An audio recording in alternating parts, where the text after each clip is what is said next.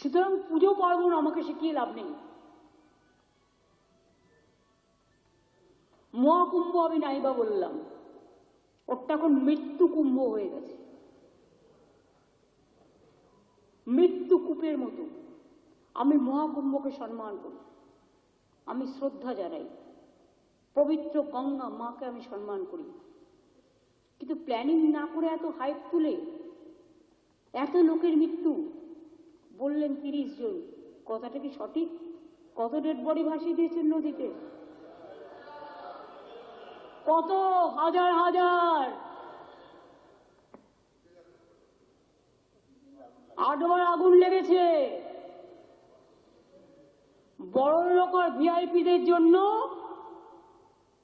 লক্ষ টাকার ক্যাম্প, আর গরিব লোকেদের, সাধারণ লোকেদের জন্য লাইনে দাঁড়ান 15 ঘন্টা 20 ঘন্টা দাঁড়িয়ে, যদি একটা মাদুরেও বসে 2000 টাকা, এক কাপ লাল চাও 500 থেকে 2000 টাকা। তারা যে জায়গাটা গিয়ে স্নান করবে সেটা আলাদা, ভিআইপিদের স্নানের জায়গাটা আলাদা। আর সেই জলটা আপনারা দূষিত করেছেন, বিষাক্ত করেছেন মহাকুম্ভের পবিত্র জায়গাটা। সব জায়গায় হাইপ তুলে দিয়েছে। সে একবার হয়েছিল না, গণেশ দুধ খাচ্ছে, সব ওখানে স্নান করো নাহলে পবিত্র হবে না।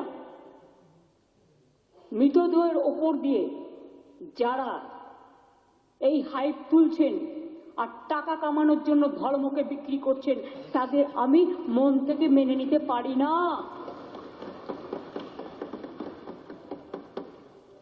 একটা বড় অনুষ্ঠানের স্ট্যাম্পেড হতেই পারে, কিন্তু তার জন্য প্ল্যানিং করতে হবে। কি প্ল্যানিং করেছিলেন আপনারা?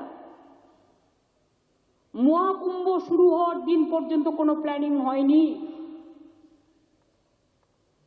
ইভেন এখনো আমি দেখছি আসানসোল থেকে শুরু করে বিহারের লোক এনে ভরছেন, আসানসোলের লোক এনে ভরছেন, বিভিন্ন জায়গার লোক এনে ভরছেন, আর বলছেন চলো সব বিনা পয়সায় করে দেবো, ফ্রিতে ট্রেন দিচ্ছেন।